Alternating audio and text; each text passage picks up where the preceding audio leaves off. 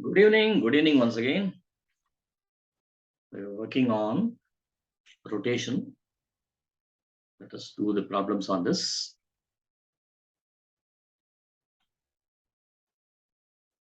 Right. So welcome to Misconceptions in Physics. My name is Dr. Ratankar Rao.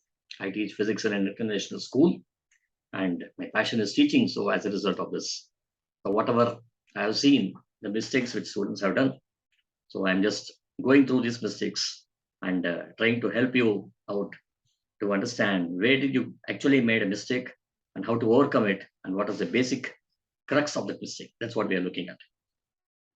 Okay, so now let us begin with a talk with this on misconceptions in physics. And the chapter that we are looking at is rotation.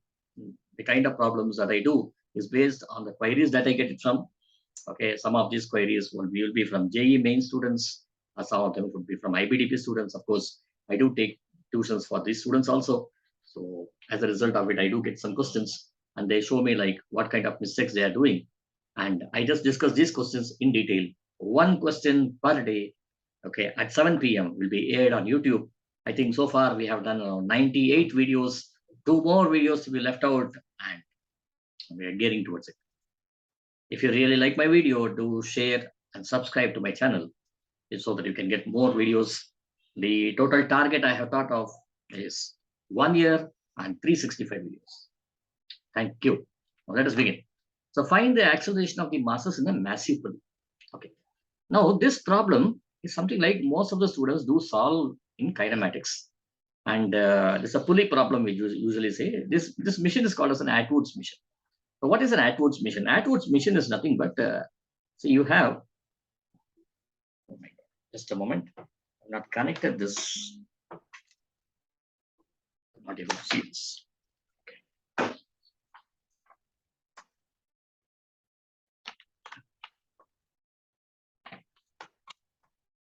Right. Okay.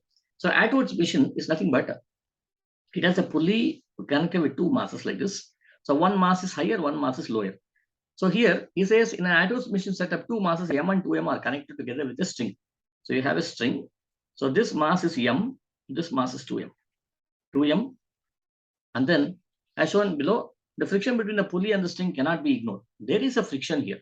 Why this is given? Let us understand it first. The pulley has a mass of 5M. The pulley is very massive, 5M. Okay. And the radius of the pulley is R. Radius is also given to you. What will be the tension in the string? What is the tension in the string? And calculate the acceleration of the masses. That's what is the question. I hope you have already, if you have studied Atwood's mission in kinematics, then I think you know about this solution. Okay, so how do we get it? Or if you have not studied, maybe I can help you out doing this, okay, to understand this. So we do write a free body diagram for this. So what is a free body diagram? Now here what I am doing this, I am looking at the kinematics problem here. The kinematics problem says that you have a pulley and two masses set up like this, and this string passes through this pulley, and as a result of it, the string will now slide. So remember, we are talking about the chapter on rotation. So no sliding. But anyway, I will tell you about the solution, what we used to get it there. It slides. And the terms that we actually use, okay, when we have a kinematic problem is that so all these terms will be same. Connected with the pulley, the friction between the pulley and the string is ignored. Is ignored. This is a question that we get in kinematics. Okay. See, the problem will differ when these terms are being present. The pulley has a mass. So this is not the case. The pulley, we will not write this one here, but the pulley is massless. Either it can say pulley is massless or you can say the pulley is light. Okay. Either of them is correct. And this can be present. Okay. What will be tension using calculate the acceleration? When you have something like this, which means that if there is no friction, first condition, if the friction between the pulley and the string is ignored, that means no friction, then this string, there's no friction here. So this will not be able to rotate it, right? If the pulley has to rotate, what you have to do? See, the pulley will have some projections like this. Okay. The string will also have some projections. What are these? Why do we call projection? Because friction.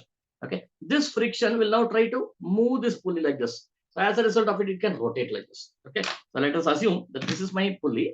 Okay. So therefore, if there is a friction here, it will now hold it like this and will now start rotating like this. Right. So if there is a friction, If there is no friction, if it is completely free over here, then definitely it will not be able to rotate. So the string will just pass like this. Okay, that's what it tells you. So which means there is no rotation of the pulley if the question is something like this. Okay, the friction between the pulley and the string is ignored. Pulley has a mass. Pulley is massless. Pulley is massless, and as a result of it, when you have this question, then this solution is correct. Now let me also show you how do you get this solution. Okay, so one, you buy one get one free. Okay, I am doing this problem for kinematics and as well as for rotation. Both we are doing it. Let us do this. So for kinematics problem, for this problem, so what I do is, let us consider the free body diagram. I take one object here. This is of mass m. So mg is acting downwards here. Then tension is acting upwards over here. So as a result of this, now how does it move? The object will move downward like this because this mass is more than this mass. So this will move with an acceleration a.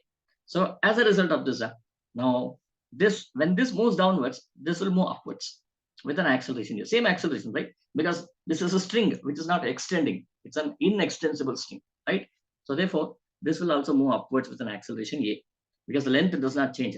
So as a result of it, let us write the free body diagram. Upward force should be considered first for the first mass. So I will write T minus mg. If I consider this as positive, this should be negative. T minus mg should now be equal to ma. First equation. Okay, we have drawn the forces. We have got the force equation. Let us do for the second mass. For the second mass, what happens? Second mass, I put the second mass once again. This is my 2m. Now, what are the forces acting here? Tension. Tension is always a pulling force. It will always act upwards. Okay, it will always be pulling the object. See, this object, though this object comes downwards, there's a pulling force upwards. Though this object goes upwards, there's a pulling force here. Okay, so you put the tension here. Then you will put the 2 mg force here, right? The weight 2 mg here, not mg here, because this mass is 2m, right? Mass into gravity is 2 mg. Okay, I'll put this here. And how is the object moving? Object is moving downwards like this here. So how should I write the force equation? I should write the force equation like first, whichever direction the object is moving, take up that force as positive. Remember, whichever direction the object is moving, which direction is it moving? It's moving downwards. So this force is considered positive.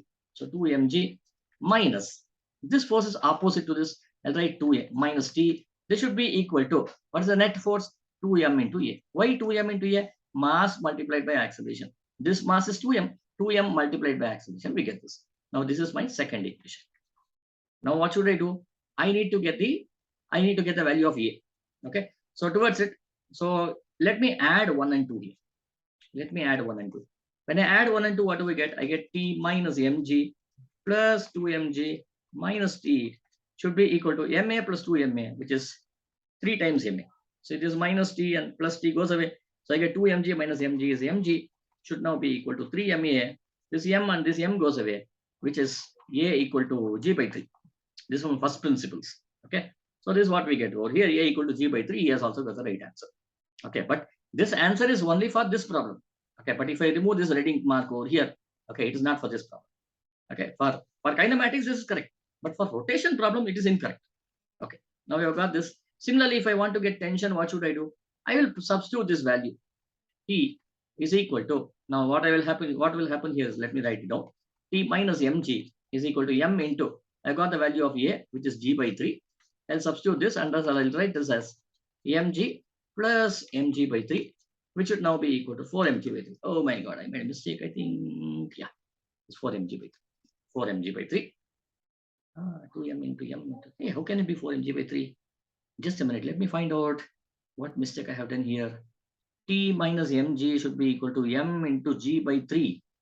It should be 4 mg by 3. What did I do here? This is 2 into 2m. I'm sorry. 2 into 2m into, okay. The actual formula here is for acceleration, it should be m2 minus m1 divided by m2 plus m1 into g. And for tension, this should be 2 times m1, m2 divided by m1 plus m2 into g. Okay, this is a formula. Where m1 and m2 are the 2 respective masses. Okay, m1 in this case is m and 2m2 is nothing but 2m. So he has substituted here 2m minus m into g divided by 2m plus m into g. 2m plus m into g. You get this answer here. Similarly, for here, you get a 2 into 2m into m divided by 3m. 2m plus m into g. So thus you get 4 mg by 3. So we have got the answer, same answer. Now remember, this solution is correct only when the string is sliding on the pulley. Remember, okay? So there's no friction between the string and the pulley. In this case, this is correct. Now, to our current question, okay? This is not the question here. We are now talking about rotation. What is it doing here? It says the friction between the pulley and the string is not ignored. You cannot ignore it. Which means what? Now, this friction is making this pulley to rotate. Now, what is the correct answer? Okay, so the correct solution, let us look at it. Now, the correct solution is, now the tension, okay, if you go back to the previous slide, you say that, see this here also you got the same tension, here also you got the same tension. But when you look at rotation, the tensions will not be equal, okay, because it's able to pull it across. So the tension here, I will take it as T1, and here it will be T2. So which means, now what does this tension do? This tension, now the tension is like this, okay. So if this is the pulley, tension is now like this. So now the torque which you have over here is nothing but T1 into R. What does it do? It tries to rotate it like this. It tries to rotate like this. See, how do I know that there is a torque? Torque is obtained by looking at the force. Okay, use your right hand, looking at the force, and then this is the radius over here. This is the radius over here. So then tension is now pointed by, sorry, the torque is represented by this, what do you call, the thumb, okay, which has been like this over here. Now, what about this tension T2? Now, this tension T2 is now trying to rotate like this. See, it's rotating like this over here. It's rotating like this over here. The earlier one was rotating like this. Okay. The earlier one was rotating it in this direction. This one is now trying to rotate it like this. Then, see, one of them is making to go in a clockwise direction. The other one is trying to make it in an anti-clockwise direction. If that is the case, the pulley should stand there, right? Why is it not standing? The reason is because might be this tension T2 is larger than tension T1. Okay, that's the reason I have put T1 and T2 here. Okay, so if this is larger than this, that means that this vector will be much larger as compared to this. So as a result of it, they should move. Okay, now then what we do is T2 into R, T2 into, sorry, yeah, T2 into R. So the net turning force now would now be equal to T2 into R minus T1 into R, the net torque. Net torque should now be equal to I into alpha, which we already know, right? So which we already know. So as a result of this, now what do we have here? I know you would have got a confusion here. This, since it has a mass over here, this tension should be written like this. This tension should be written like this over here. Okay, it is with respect to this mass we are talking about. So as a result of this, I made a mistake here. This is not the way. So this is T2 into R. So T2, what is T2 here? T2 is now going like this. T2 into R is like this. So therefore, the torque for this one is in this direction. Then the torque for this one, okay, is in this direction. So therefore, it is in this direction. It's in this direction. Okay. So this rotational effect is much larger than this, and as a result of it, the pulley tries to move in the downward direction. Okay. So now we have this. Now what do we have here? R is common. So I'll write T2 minus T1 into R should be equal to, what is I? I is nothing but, what is this now? This is nothing but a pulley. How does a pulley look like? Pulley looks like a disc. Okay. What is the moment of inertia of a disc? Moment of inertia of a disc passing through the center, okay, is nothing but mr square divided by 2 into alpha. This is what we have. Okay. Now, since it is making it to rotate, so now this should now be equal to mr square by 2. And alpha, what is alpha? A is equal to R alpha. Linear acceleration is equal to angular acceleration multiplied by radius. So I can now write this. So in other words, I'll write this as alpha equal to A by R. What is A? A is the center of mass acceleration. Okay. So now I can write like this, and thus you can see this R, and as this R goes away, now I have one more R here. Okay, let me write down once again. T2 minus T1 into R is equal to MRA divided by 2. So this R and this R goes away. So thus I get an answer as T2 minus T1 is equal to MA by 2. So this is my first equation. I got the first equation. Then now let us look at the second equation. See, what I have done is I have considered this mass and I have written it. Okay, because it is rotating, I am using a torque equation. Now let us consider here. Now for the first object, T1 is acting here. M1, this is M here. Now how is the object going? The object is going like this. Okay, the acceleration is here. So therefore, mg is like this over here. Object is going upwards over here because this has a larger mass. So I will write the equation as T1 minus mg is equal to ma. Yeah, this is ma. And so I will write T1 is equal to, okay, I'll just keep it just like this. Let me call this as equation number 2. Equation number 2. Then what I will do, I will take up the second object. For the second object, let us write once again. This should be 2m.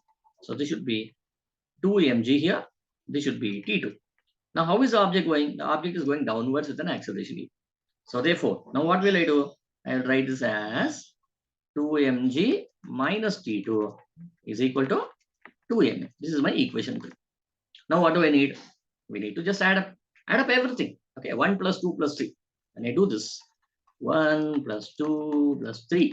When I do this, what do I get here? I get it as T2 minus T1. First I will add these two plus T1 plus T1. Then minus mg plus 2mg minus T2 should be equal to, what do you have here? ma by 2. ma, 2ma. ma by 2 plus ma.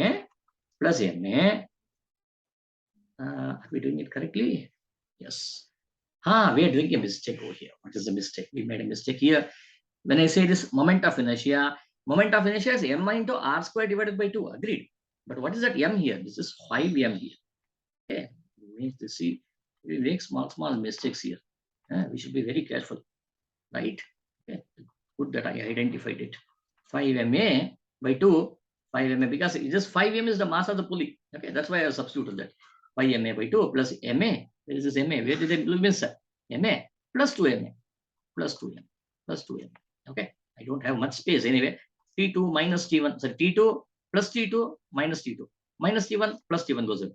What is that we have? 2mg minus mg, which should be mg should now be equal to 5ma by 2, which is 2.5 ma, plus ma 3.5 ma, plus ma plus 2 ma 5.2 5.5 ma.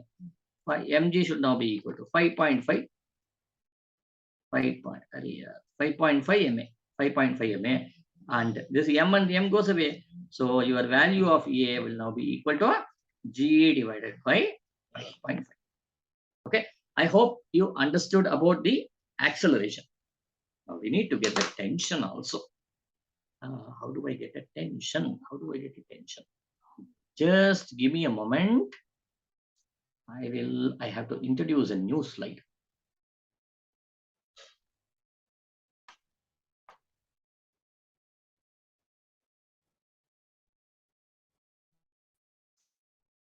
Okay, so I hope you understood how did we get the value of the acceleration. Maybe you have to pause the video at some instant and then get to know about it. This video is a bit lengthy.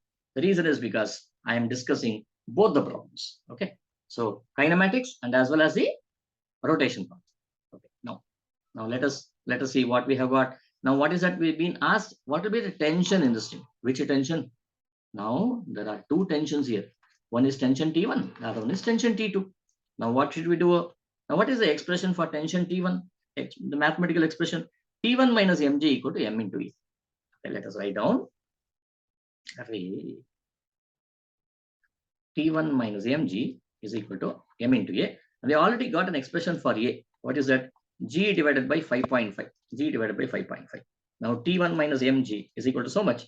T1 should be equal to mg plus mg divided by 5.5, which should now be equal to 5.5 plus mg, which should be 6.5. 6.5 divided by 5.5. 5.5 into mg. This is your tension T1. Now what is the tension T2?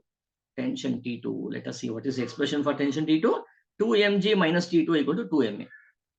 Let us write down that 2mg minus T2 is equal to 2ma. So let us substitute this for A. So I will write this as 2mg minus T2 is equal to 2m into, what is A? A is G by 5.5, right? G by 5.5. Let us substitute it.